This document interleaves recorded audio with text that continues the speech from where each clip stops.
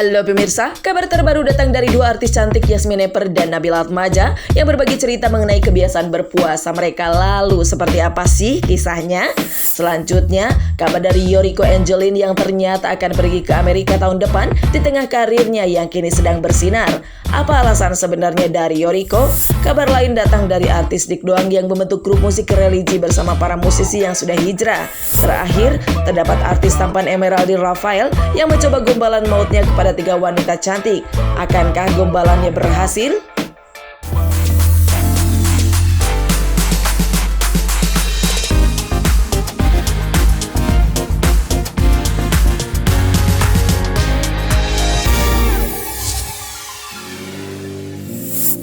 Dua artis muda yang cantik dan jago akting, siapa lagi kalau bukan Yasmin Nepper dan Nabila Atmaja. Kedua artis yang tengah naik daun ini berbagi cerita mengenai pengalaman mereka dalam menjalankan ibadah puasa. Mulai dari perbedaan Ramadan tahun ini dengan Ramadan sebelumnya, menu untuk berbuka hingga kenangan masa kecil saat berpuasa.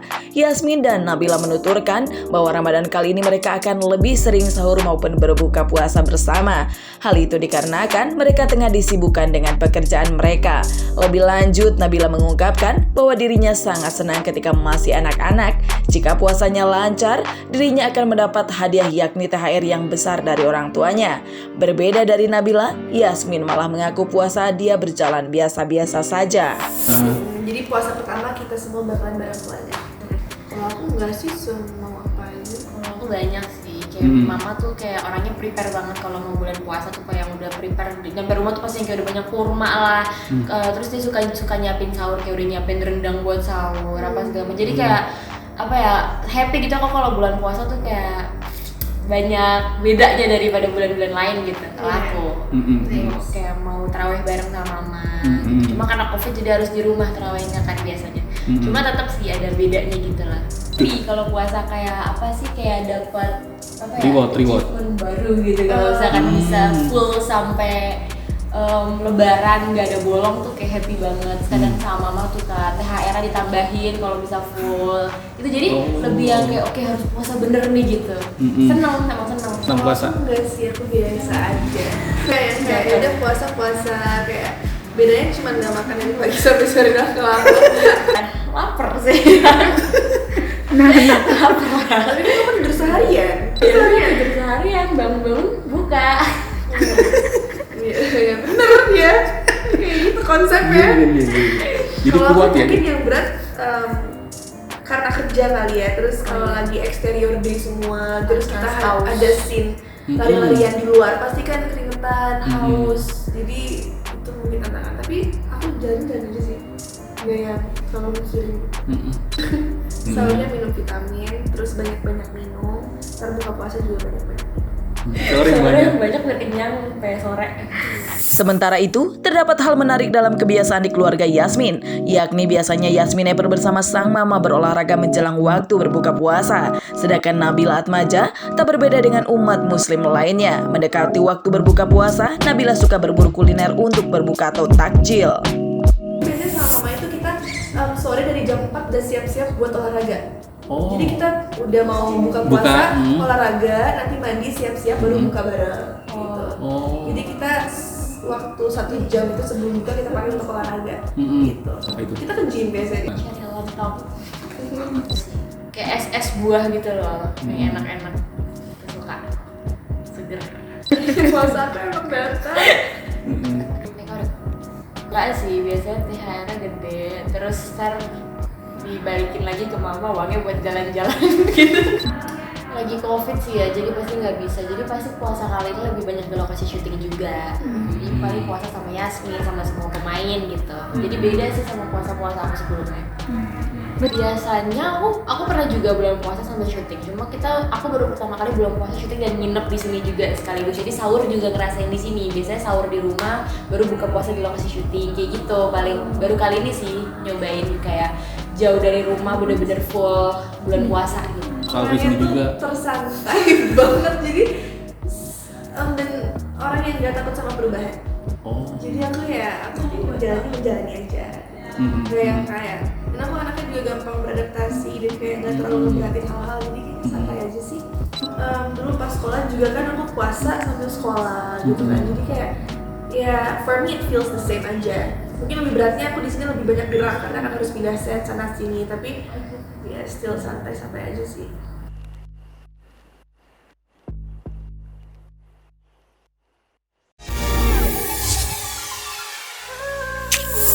Artis cantik Yoriko Angelin memang mengawali karirnya di dunia hiburan sebagai penyanyi. Namun kini namanya semakin bersinar karena kemampuan aktingnya yang mumpuni. Seperti umat muslim lainnya, Yoriko ternyata sudah mempersiapkan diri untuk menjalani puasa di bulan Ramadan dengan harapan dapat berpuasa secara penuh. Tak hanya itu, Yoriko juga menceritakan tentang menu makanan favoritnya ketika Ramadan dan Lebaran seperti ketupat kandangan dan nasi kuning. Yoriko sendiri memang berasal dari Banjarmasin, Kalimantan Selatan, sehingga di masa pandemi ini dirinya ingin menjalani bulan Ramadan bersama keluarganya di Kalimantan seperti tahun lalu.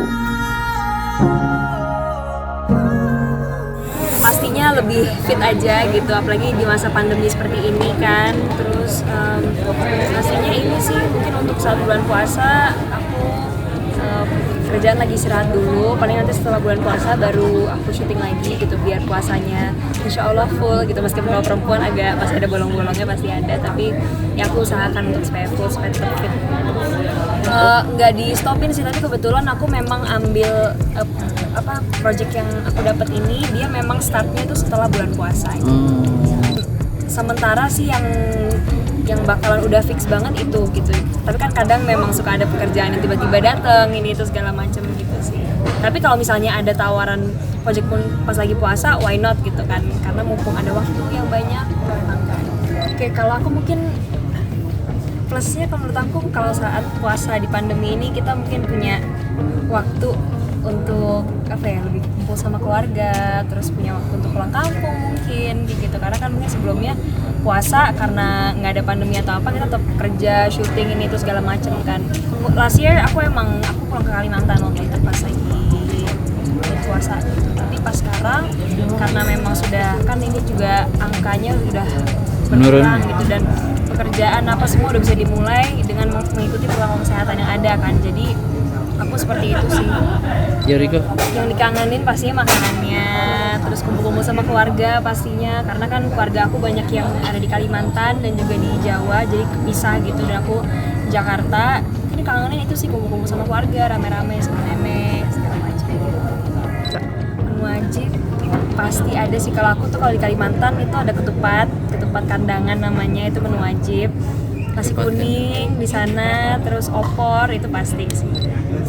Aku sih pengennya pulang ke Kalimantan atau pulang ke rumah nenek yang di Jawa sih, pengennya seperti itu. Jadi ada religius pastinya, lebih ibadahnya lebih rajin lagi, terus puasanya kalau bisa nggak bolong, tapi meskipun bakalan bolong tapi aku ya insya Allah usahain nggak ada yang bolong. Terus itu sih lebih ke situ, terus pastinya ngaji gitu-gitu, lebih rajin ibadah. Sementara itu, Yoriko ternyata sudah memiliki rencana masa depan mengenai karir dan pendidikannya. Gadis kelahiran 2002 ini pun mengaku bahwa pendidikan sangat penting baginya.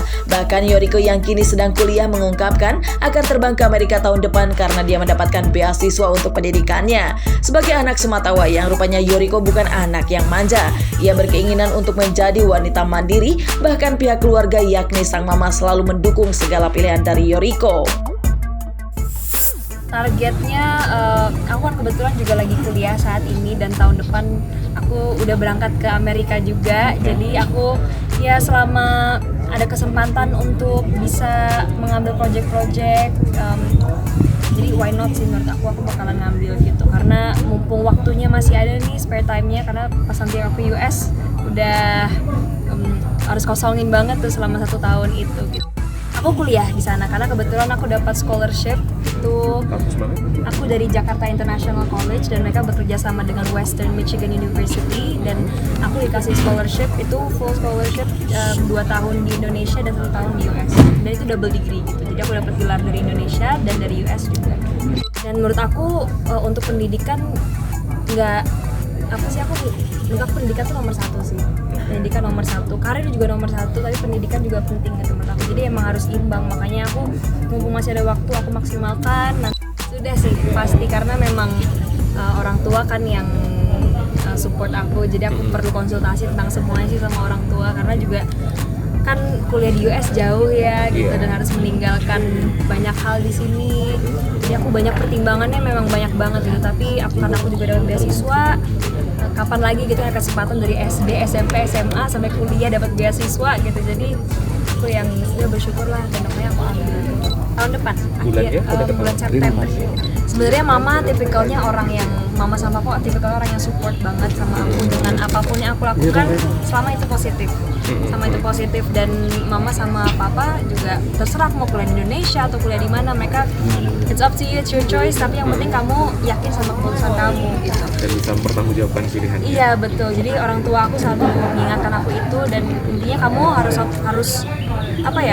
harus yakin sama pilihan kamu gitu, jangan setengah-setengah gitu. Makanya aku yakin, oke, pendidikan mau terus, karir juga mau terus. Kayak sekarang aja aku syuting tetap sambil kuliah, sambil ujian, semuanya tetap gitu. Jadi aku memang sudah terbiasa untuk nge-balance everything. Deg-degannya lumayan, karena aku anak tunggal yang kemana-mana selalu ditemenin sama mama. Terus yang kayak apa-apa minta tolongnya sama mama, ini anterin ke sini ke sana, tapi di sana ntar bakalan sendiri kan. Deg-degannya pasti ada, tapi menurut aku mungkin di US nanti itu adalah saatnya dimana aku belajar harus mandiri, karena kan ya nanti at the end juga kita bakalan hidup sendiri, dan kita juga harus tahu how to survive. Apalagi aku anak tunggal dan aku perempuan gitu, aku harus jadi perempuan yang mandiri gitu. Mama sempet banget yang kayak aduh kamu sendirian dong, iya masa ini atau mama ikut ke US kayak gitu-gitu, sempat ada pertimbangan seperti itu. Tapi aku kayak ya terserah sih, tapi ya kalau mama percaya aku pasti bisa.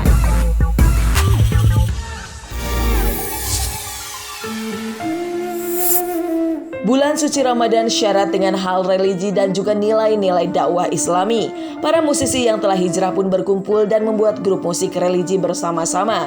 Ada artis senior Dik Doang, memang diketahui seorang musisi yang telah hijrah. Ia bersama Agus Idwar, Dewa mantan gitaris Geisha, Anwar basis Power Slap, Al Ritonga mantan drummer Ada Band, dan juga Dede Asbaks Band kini membentuk grup musik yang diberi nama Goa.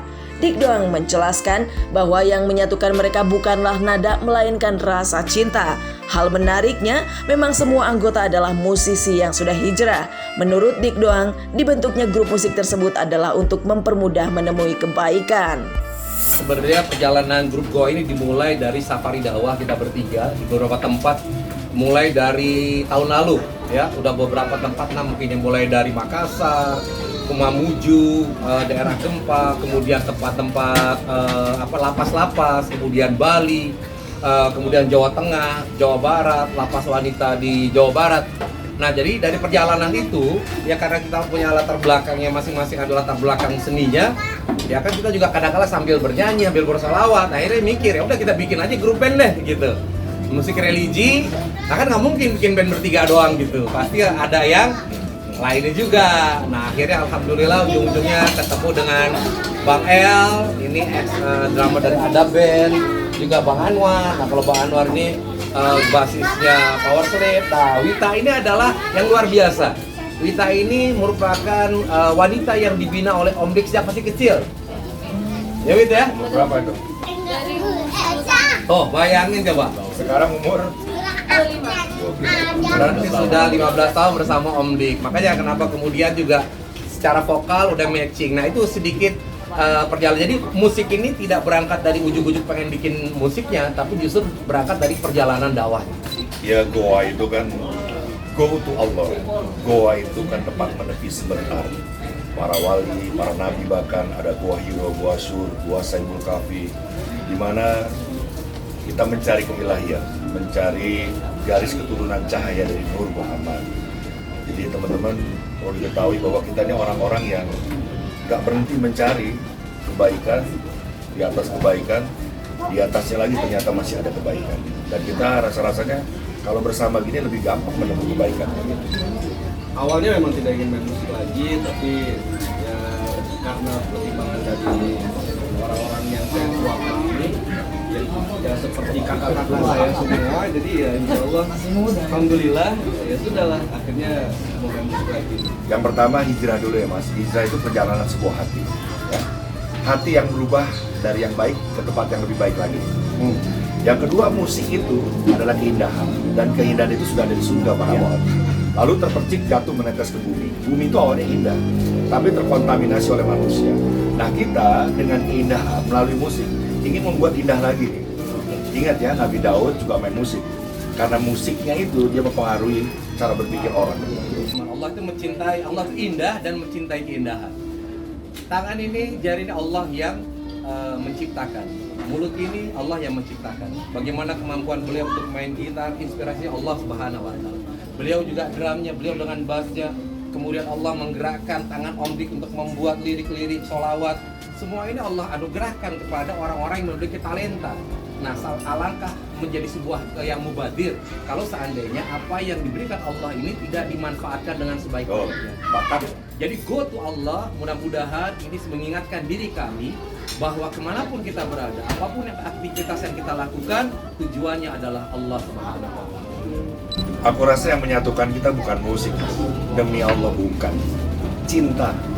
Ya, cinta itu nama Allah ya Wadud dalam urutan Asmaul Husna yang 47. Kalau mereka nggak cinta Allah, nggak mungkin dia hadir di goa, nggak mungkin. Banyak orang jahat ingin masuk ke sini, mas, jujur aja. Tapi entah bagaimana sadar bahwa kita ini semuanya akan mengarah ke cintanya Allah, tapi melangkahnya dengan keikhlasan. Jadi bermain musiklah dengan ikhlas, hadirlah dengan ikhlas. Kayaknya nggak mungkin lagi disatukan oleh nada.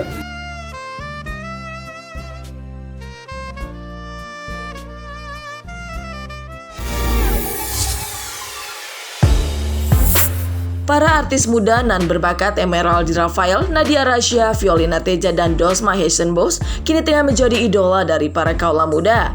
Nah, belum lama ini, tim bintang Mas Entertainment menemui mereka di sela-sela lokasi syuting. Di waktu senggang, rupanya mereka berempat sering berkumpul bersama. Kata pujian hingga rayuan gombal biasanya menjadi senjata andalan kaum pria untuk menarik hati wanita. Artis tampan Emerald Raphael pun mencoba merayu ketiga wanita cantik, yakni Nadia, Fiona, dan Dosma dengan gombalan mautnya. Jadi saya Emerald Raphael dan di samping saya ini ada 3 orang cewek, itu Nadia, Dosma, Vio. Jadi saya dapat tantangan untuk gombalin 3 orang ini, dan kira-kira siapakah yang paling masuk gombalannya. So let's coba ya. Siapa ya? Yang pertama Nadia dulu deh. Iya, siap. Nat, kamu tahu nggak baju aku ini bahannya apa? Nggak tahu. Bahan baju aku itu adalah boyfriend material. Oke, next. Vio deh, Vio. Vio, kalau aku lihat kamu itu kayak lihat jam tangan deh. Jam tangan? Iya, kayak jam 13. Apa itu? Nggak ada duanya. Oke, yang terakhir itu buat Dosma, ini harus yang paling. Aduh. Kamu dengar nggak ada suara bulan? Enggak. Dengar dong, miss you. Kebalik. Aduh. Dosma, kamu tahu nggak kalau kamu terjun ke lautan, kamu nggak bakal tenggelam? Kenapa? Karena cintaku sudah menutupi seluruh lautan yang ada di dunia. Spontan sih ya, karena spontan nggak ada persiapan, jadinya ya langsung aja direct aja. Kita ini nggak cocok digombalin, kita ini cocoknya diseriusin. Kalau gombalan tuh inspirasinya sebenarnya nggak ada sih, cuma lewat aja di otak terus jadi gombalan gitu, kayak satu kata tiba-tiba langsung jadi gombalan. Itu ya sekreatif apa otak bisa bekerja sih, itu aja, nggak ada inspirasi manapun. Menariknya, ketiga wanita tersebut merasa kurang tersentuh maupun tersipu setelah digombalin oleh Emeraldi. Rupanya wajah tampan dan rayuannya tak mampu terhadap rekan-rekannya itu. Sementara itu, Emeraldi sendiri mengaku bahwa dirinya tak ingin terlibat cinta lokasi meskipun sering dijodoh-jodohkan dengan salah satu wanita tersebut, yakni Nadia Rasya. Depannya enak. Nadia deh kalau gitu. Menurut saya Nadia yang paling apa ya? Paling akrab sama saya, udah gitu juga paling bawel juga. Iya, Dosma juga bawel, cuma Dosma lebih karena kayak pokoknya dia klingi deh. Dosma itu kayak kadang-kadang suka crispy, garing. Iya.